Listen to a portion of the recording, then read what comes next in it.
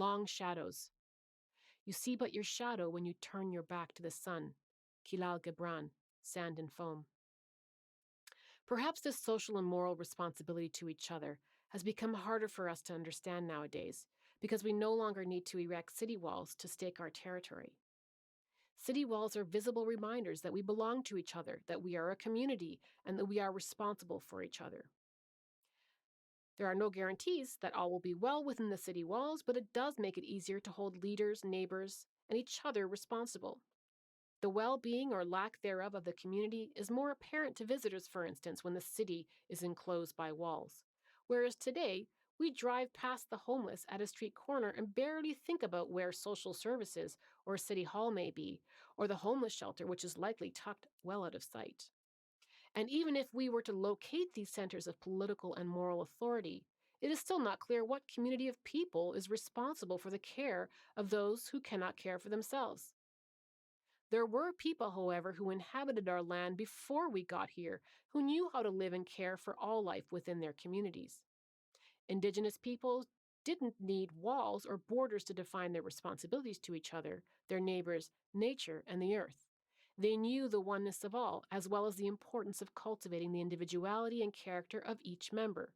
In the words of Woyesa, a poet and spiritual leader of the Sioux Nation in the late 1800s, our children were trained in the natural way. They kept in close contact with the natural world. In this way, they found themselves and became conscious of their relationship to all life. The spiritual world was real to them, and the splendor of life stood out above all else. We conceived of the art of teaching as first and foremost the development of personality, and we considered the fundamentals of education to be love of the great mystery, love of nature, and love of people and country. Oyesa was 4 years old when, on the day after Christmas in 1862, the U.S. government in Mankato, Minnesota, performed the greatest mass execution in the nation's history, killing 38 Sioux men, while more than 1,000 others, including women and children, were captured and taken away. We thought our democracy so sophisticated, but we lack the character to live out the equality and freedom of all that is at its heart.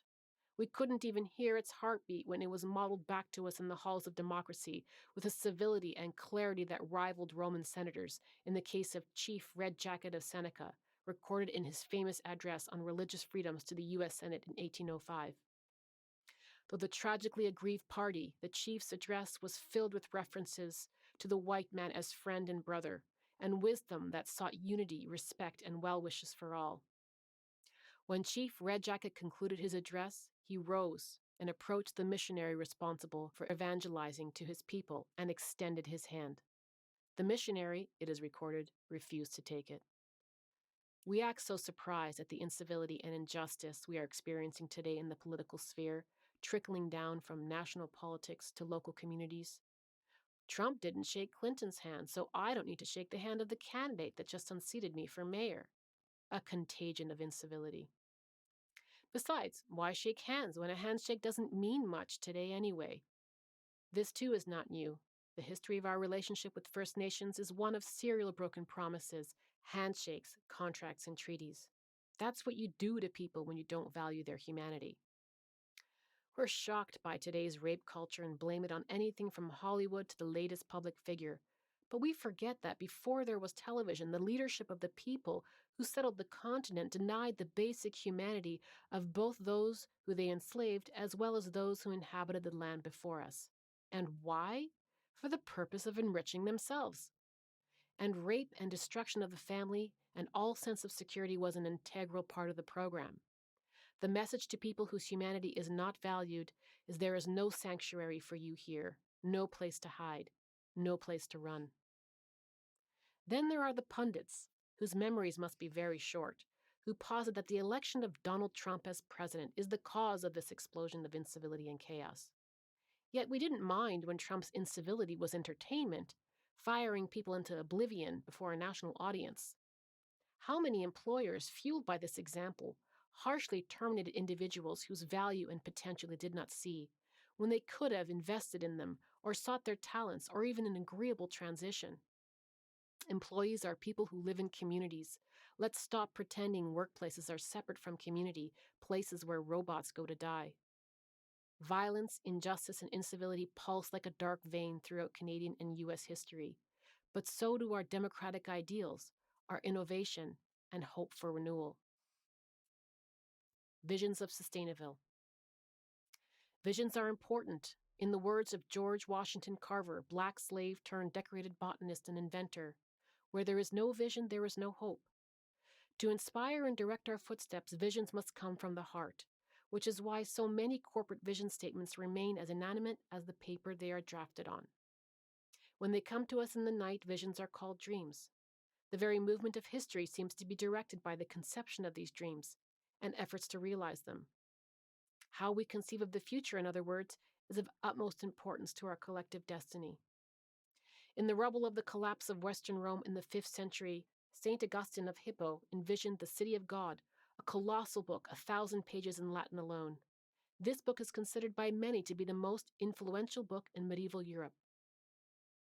In 1678, John Bunyan, the English writer and Puritan preacher, shared his vision of a journey from City of Destruction to the Celestial City, written from his jail cell where he was imprisoned for conducting worship outside the walls of the established church. The pilgrim's progress from this world to that which is to come is a 100,000-word journey that includes being saved from the false promise of Mr. Legality and his son's civility in the city of morality, by which he conclusively rejects law without heart and order without justice. About 100 years later, Puritan thought was instrumental into the early development of the colonies and the public acceptance of the U.S. Constitution and Declaration of Independence. Founding Father George Washington was not only the first president of the United States, he was also the first to use the biblical metaphor of the Promised Land in 1785 to describe this new democratic nation. About 100 years later, in a heart-wrenching 2-hour speech in 1879 before an assembly of congressmen and dignitaries in Lincoln Hall, Washington, D.C., Nez Perez Chief Joseph pled the case of his people who were defeated, sick and dying on a reservation in Kansas, no place close to home. He committed to showing his heart and sharing his people's dream, tragically unrealized, though practically identical in meaning to those of the founding fathers. Treat all men alike, give them the same law, give them all an even chance to live and grow, he said. All men were made by the same great spirit chief. They are all brothers. The earth is the mother of all people, and all people should have equal rights upon it. He shared, however, that his father, who had sharper eyes than the rest of our people, could see through the schemes earlier than others, and warned his people against trading with those who were untrustworthy or who seemed anxious to make money. About 100 years later, just like Chief Joseph, Martin Luther King Jr. came to Washington, D.C., and in his famous 1963 I Have a Dream speech, attempted to collect on this promissory note contained in the nation's founding documents, the one that guarantees the unalienable rights of life, liberty, and the pursuit of happiness to all. His dream included living in a place where there existed a genuine brotherhood of man, a place where the promises of democracy were made real, a place where people were not, through poverty and discrimination, cast as exiles in their own land. Perhaps it was Tocqueville's providential fact that moved Martin Luther King Jr. to encourage the March for Freedom forward until it rang from every village and every hamlet, from every state and every city. And we don't have to go to a rally or read a book to share these visions and these dreams. We need only look into our hearts, into the habits of our hearts, and perceive those values we hold and those actions we engage in, both individually and collectively, that clearly do not align with those dreams.